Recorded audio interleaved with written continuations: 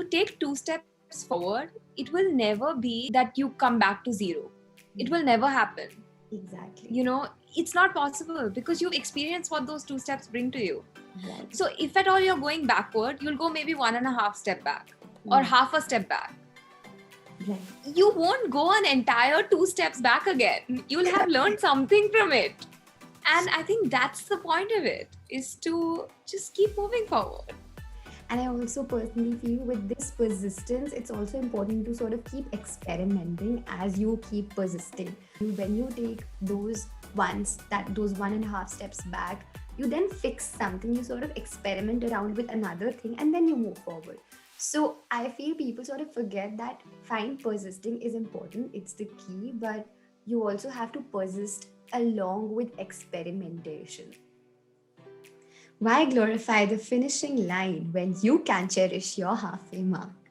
Hey everyone, welcome back to the MidVibe.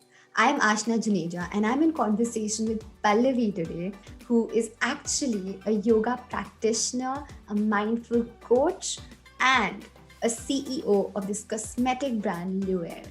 Now, the Luer translates into glow in French. And why I'm giving you that translation is because there's women out here with whom I'm in conversation with literally glows with a lot of positivity and a lot of confidence.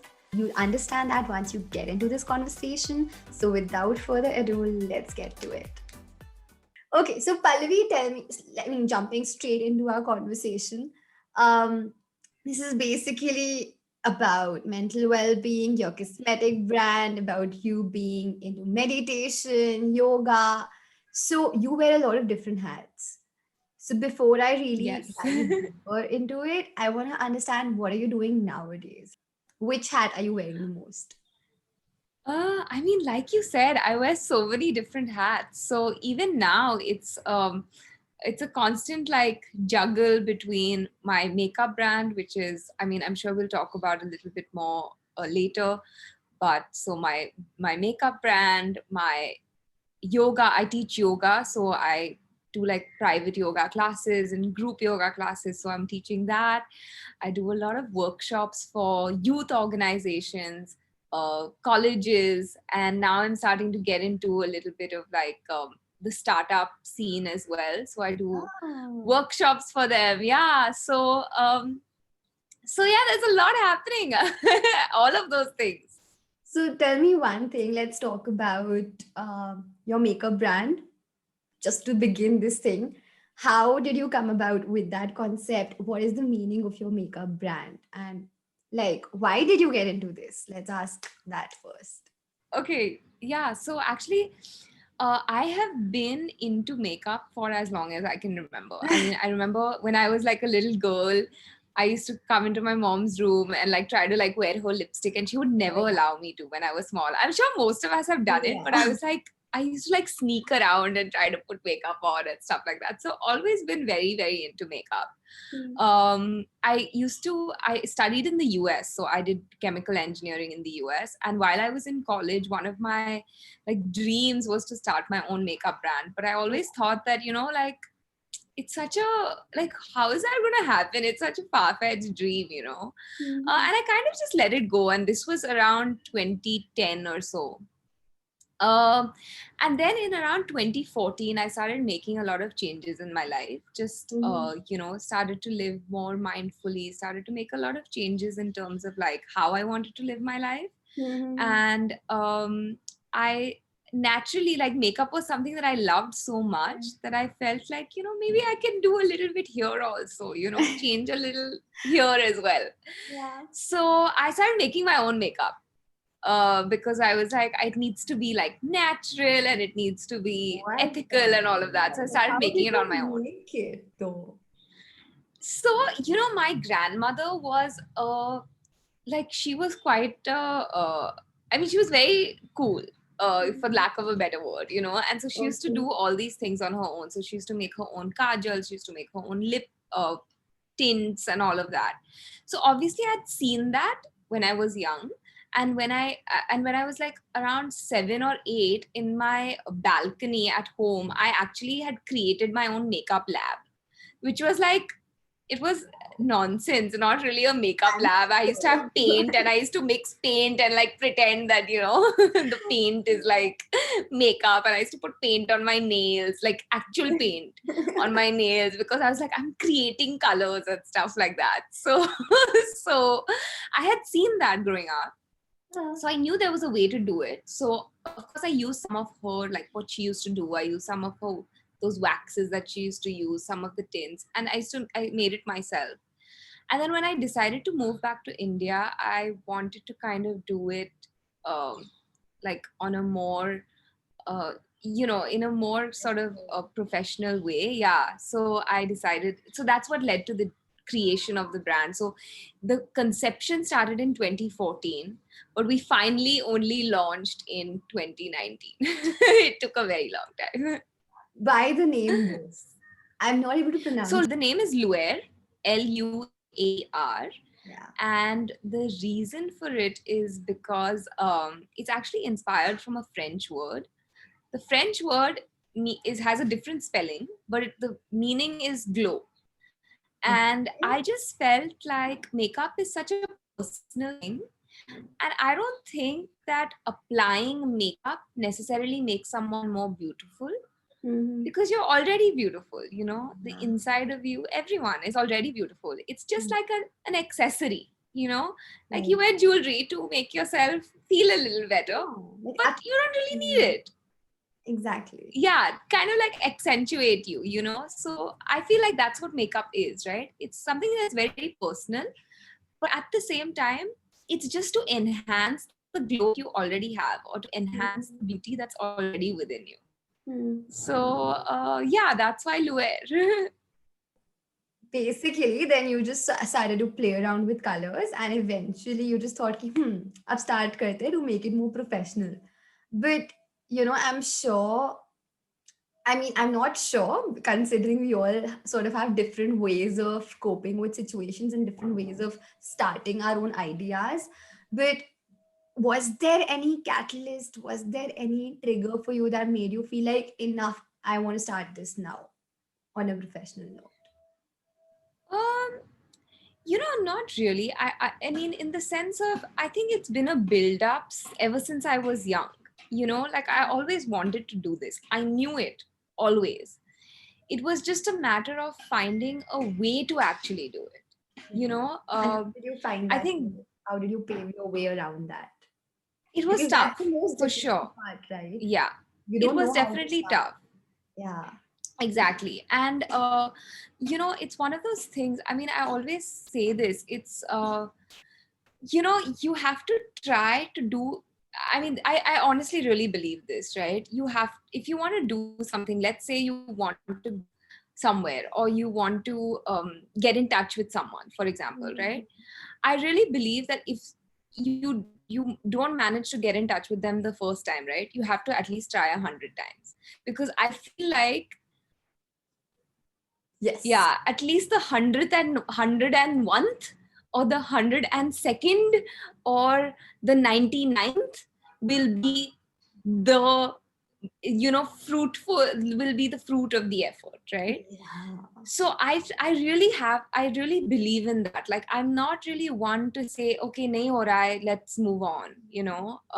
That doesn't really, I've never had that mindset. I always feel like if it's not happening, I'm going to try even harder. I'm going to make it happen. That's So I such a think that's what was my, yeah, so that was my thought process, even going into Loer, right? Because it was Mhm. very hard. I mean, I really struggled for 3 years before actually launching the brand. It was very hard to find the right people to work on the project with, to find the right packaging, to find everything, right? It was Mhm. not easy. Yeah. But I was like, no, I have to do it. I can't give up on it. So I made it happen. That's awesome. I don't know, somehow this thing always pops into all my conversations, but I have this, I live by this rule that I'm going to try X thing for like 7 times. And if I'm not able to do it on the seventh time, also, that's when I'll decide if this is my cup of tea or not. Because I believe in like Right. really putting in my 100% for as long as I Yeah. can. before deciding that nahi yaar nahi hoga, because you also, I personally feel one also has to sort of remind themselves that after a set of times, if you're not able to do it, maybe you're born for something else. Try that Yeah, out, you know, fair like enough. realistically speaking. That's true. And actually, it's interesting. But what I really, the reason I say, like, you have to try at least 100 times, or it's not that, okay, I don't mean by half-heartedly trying. I Yeah. don't mean like by just, okay, I did it a second time, I did it a third time, I did it. That's not what I mean. I mean, like, you need to really give it your all, Exactly. and then see, it kind of also tells the universe that, hey, listen, I'm trying, and the universe is like, okay, fine, now I'll make it happen for you.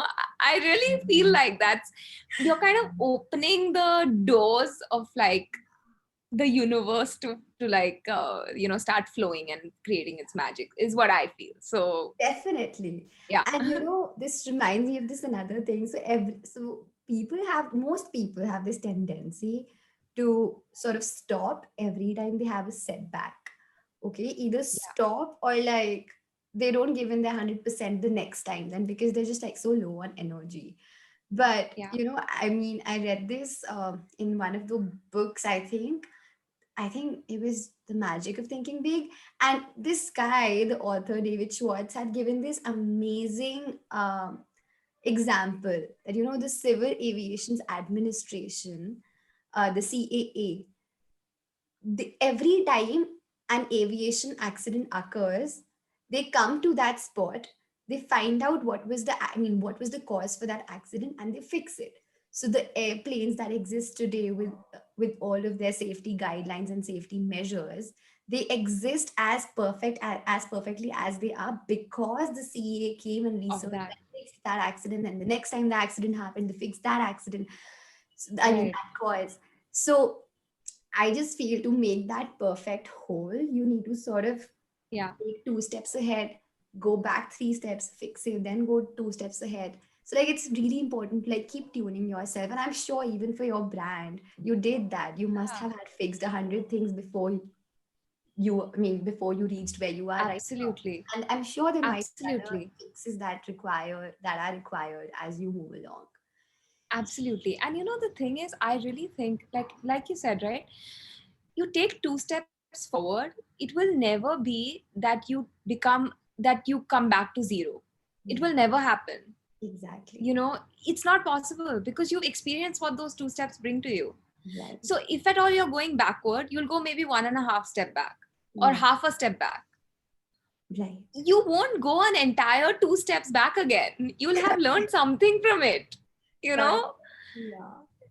and I think that's the point of it, is to just keep moving forward. Yeah, so true. And I also personally feel with this persistence, it's also important to sort of keep experimenting as you keep persisting. So, like you said, and like we discussed earlier, when you take those 1.5 steps back, you then fix something, you sort of experiment around with another thing, and then you move forward. So I feel people sort of forget that fine persisting is important, it's the key, but you also have to persist along with experimentation. Without experimentation, your persistence is just like of no use. Absolutely. Right? Absolutely. And like, even in terms, if I know a lot of people are like very success oriented, right, in today's day and age, especially success from a material standpoint. Yeah.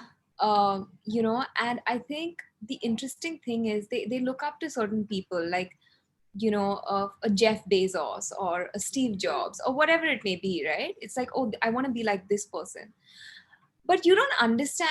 But I guess what a lot of people forget, not that they don't understand, but I think what a lot of people forget is that an overnight success is 20 years in the making.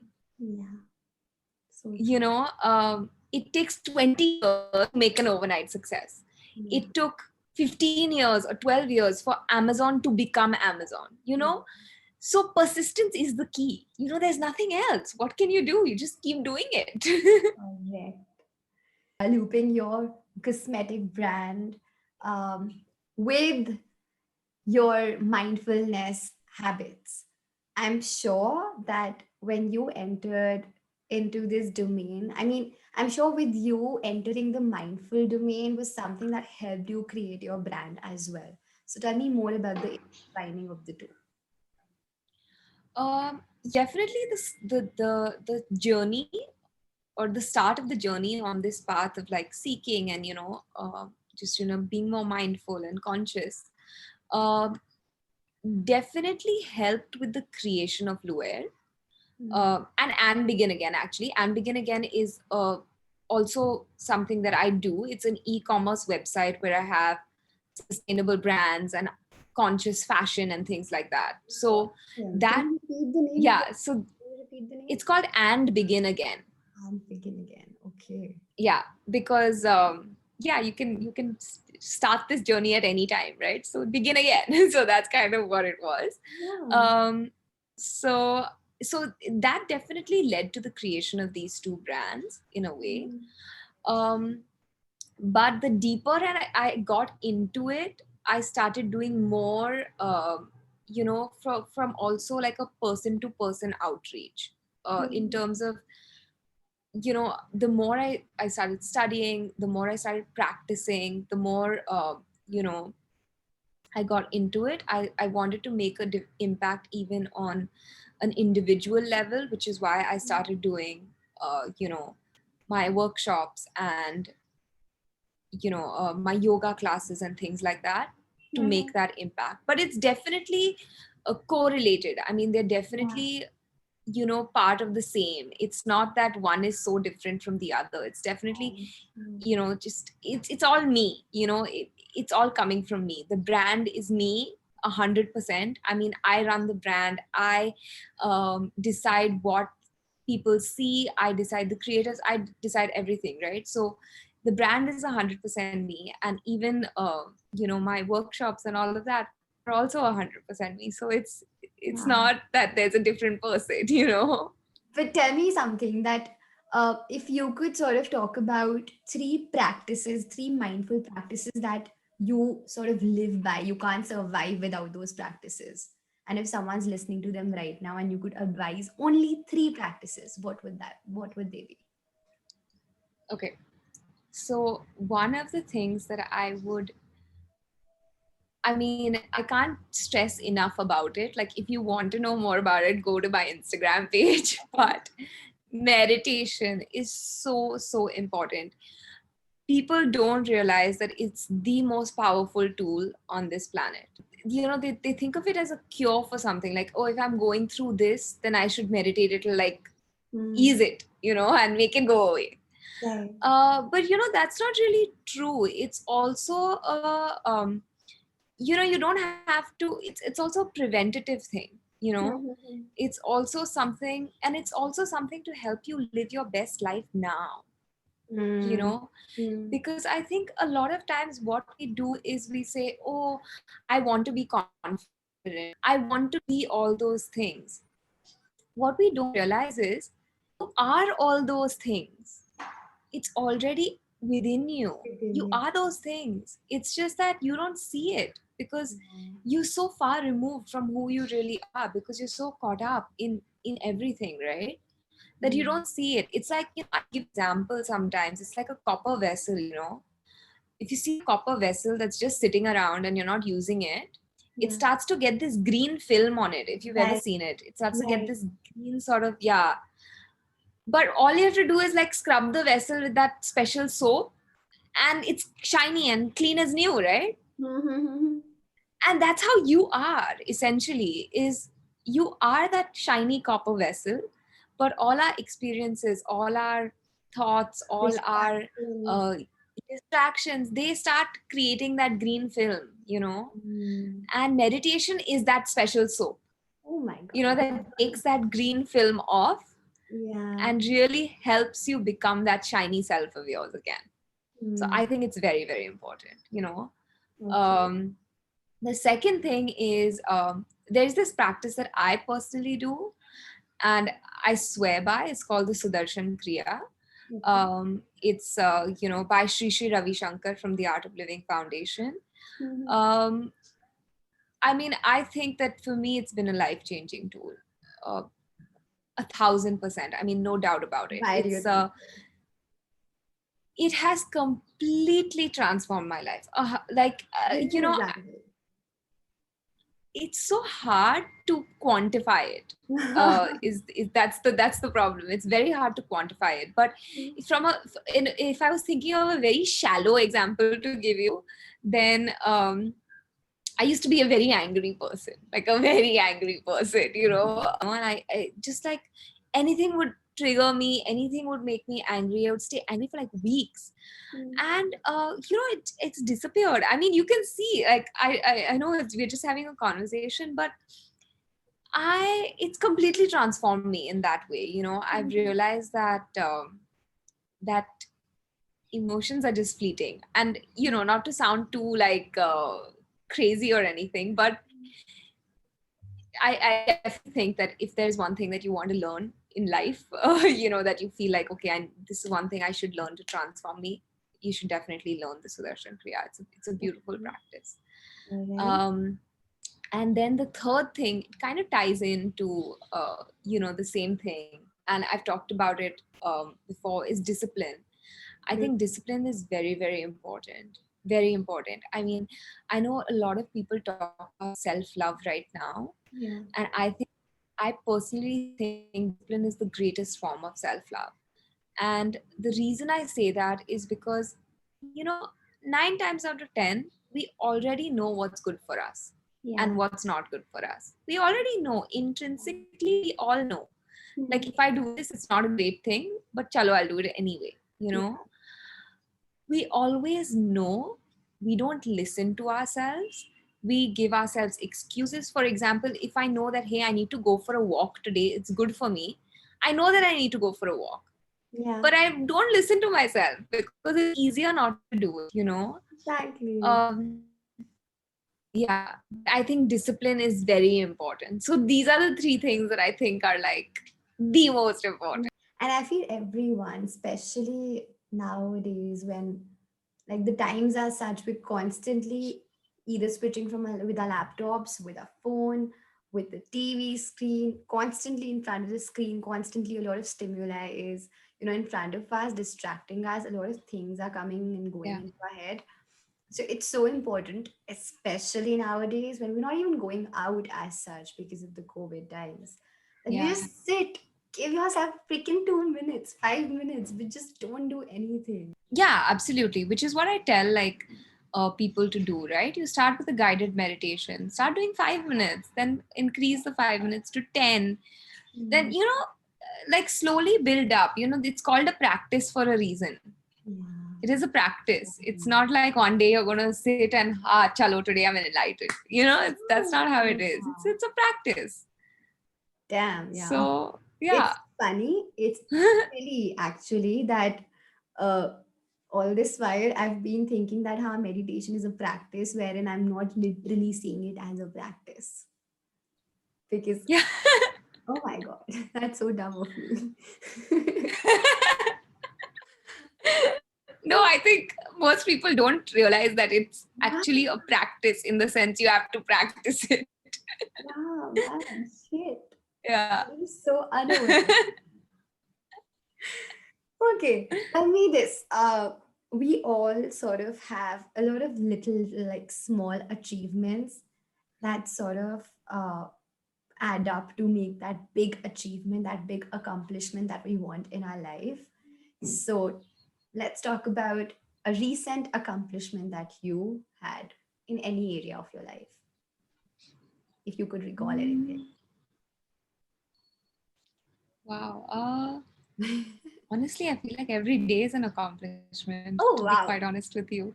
Tell me more about it. Tell me about yesterday. Why was it an accomplishment for you? uh, so I have a student who I teach yoga to, and just seeing the relief on his face and the relief I could feel. We're doing it on Zoom now, of course, because of the Yeah. lockdown, or not the lockdown, whatever. Yeah. Uh, but you know, I know, when we started the session, I could see the stress and I could just feel his vibration through the screen. I could just feel his vibration, right? And I could feel that he was very stressed and not at ease. And after we were done, after we did a guided meditation and we finished the yoga session and we were done, I could see that completely change.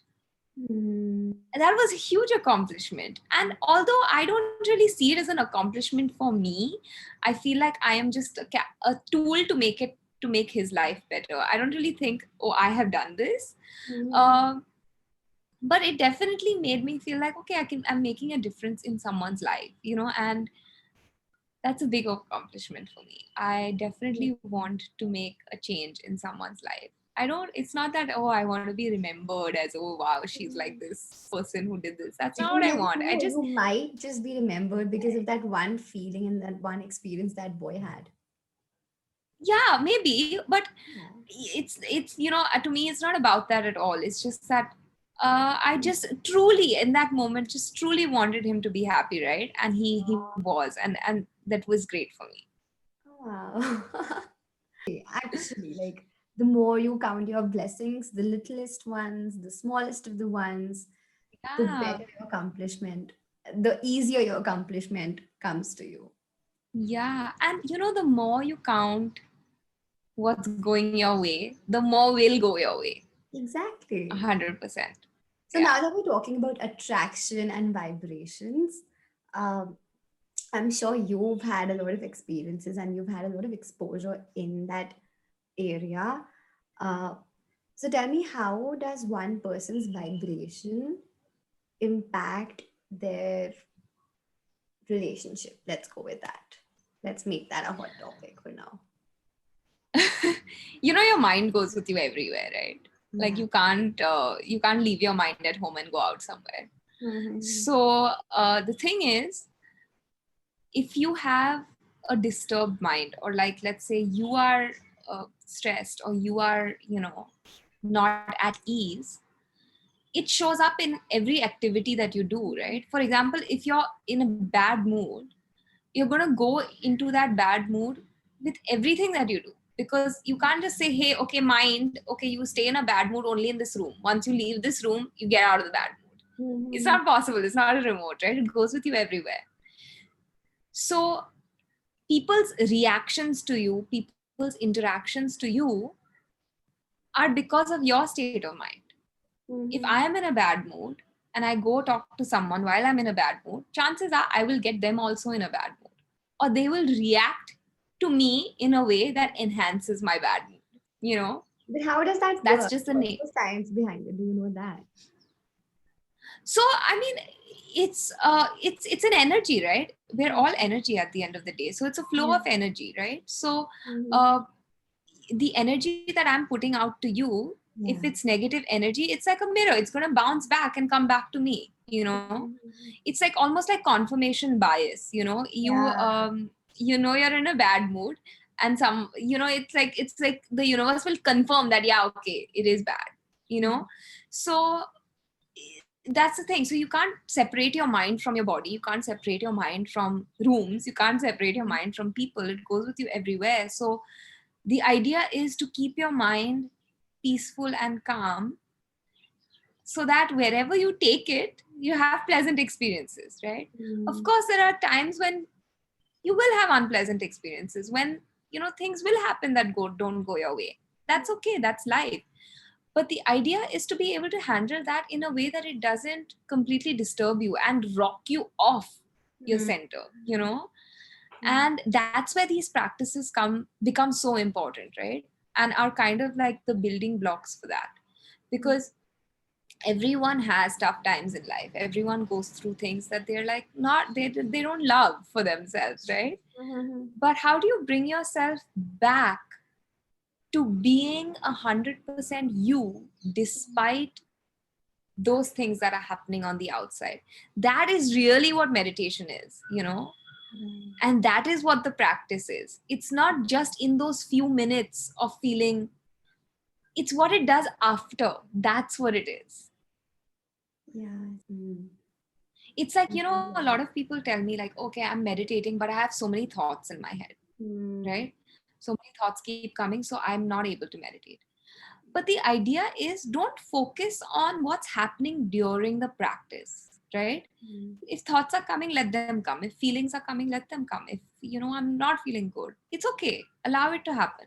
Mm. But now when you get out of that 20 minutes of silence, or whatever, however long you're sitting, once you get out of that, how are you feeling now?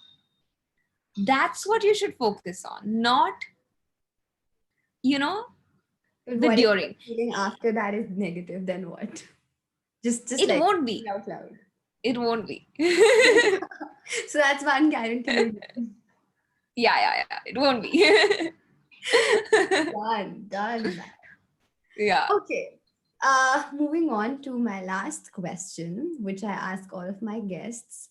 It's like my signature question. So, what's your Okay. current, like at this moment, at this point of your journey, what's your mid vibe like? So, like your halfway vibration, wherever you are at this point, what's your vibration like now? It's gratitude, a lot of gratitude. Yeah, it's just, I'm very grateful. I'm very grateful for this life. I'm very grateful for, everything. I mean, I'm just, yeah, just gratitude.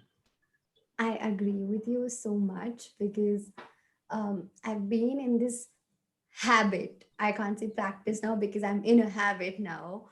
Yeah. So I'm in this habit of, being grateful for about 3 years now. Okay. And while a lot of people who don't engage in this practice or habit would feel like you're being so unrealistic, or you have to face life. How can you, I mean, TK, I have a house but then I don't have a job. I'm just like, it's Yeah. not about being grateful for the big things. It's about being grateful for the smallest of things. And when you start doing that, I don't, like you said, I don't, I also don't have words, but life sort of shows you magic in It weird really does. I ways. literally have goosebumps talking about this. And sometimes even when unfavorable situations happen, because I've been through them, uh, and like everyone, right? I have. Yeah. And I've just thought, I'm so grateful. Thank you for letting this happen to me, because now I know better, Mm. or it's given me, it's grown me in a way that, I don't know if grown me sounds is correct, but it's Yeah. made me grow in Yeah. a way that I possibly wouldn't have otherwise, right? Yeah. So even in bad times, there is something good happening in your life. It's never that it's ever 100% bad. Never, never, never. Like, the universe loves us too much, Too much. The too universe much. has your back always. Hey, 100%, Only if you have 100%. full faith and belief in it. Only. If you don't But believe in even that, then, it's taking care of you. Even if you don't I believe don't in know, it, it's man. still Like, taking care of you. The I sun is somehow shining agree for to disagree. everyone. I somehow agree to disagree here because I've seen and I've met people who don't believe in this concept. They're just like, "Oh, you're just being so shitty right now." It's sad. It saddens me to see that things do not work their way. On the other hand, when I meet people like you and I who believe in the power of universe, who believe and have faith that whatever is happening or going to happen, it's going to be very much favorable in our, in whatever we want. Yeah. People like us, people like them, they then get such beautiful blessings in the most disguised forms. And then they sort of find their dreams getting bigger and bigger. I think it's like a matter of it's a matter of perception also, right? Yeah. Because the thing is, it's taking I truly believe the universe is taking care of everyone, right? Whether Yeah. you believe it is taking care of you or not, you're waking up every day, breathing, with the Mhm. trees around you, with the sun shining, with birds flying. It's Mhm. taking care of you. It Mhm. wants you to be happy, right? Mhm. It's your decision if you choose to, what you choose to see. So Mhm. you may choose to see that, hey, everything is going wrong, nothing is going my way. But Yeah. then that's a choice that you've made. It's That's not that it true. loves you any less. You know, Yeah. it's not that it's taking care of you any less. Mhm. If you, of course, if you choose to see the good things, then you'll see only the good things, and you'll see more of the good things. If Mhm. you choose to see the bad things, you'll see more of the bad things. you know. It sort of So it's becomes like also a a matter of cumulative thing. perception in a way. Yeah. Yeah, exactly. It like builds off of each other, you know. Yeah. Uh, That's true. so Like, yeah, but just it's in that lens, definitely. That's right. Yeah. yeah. So yeah.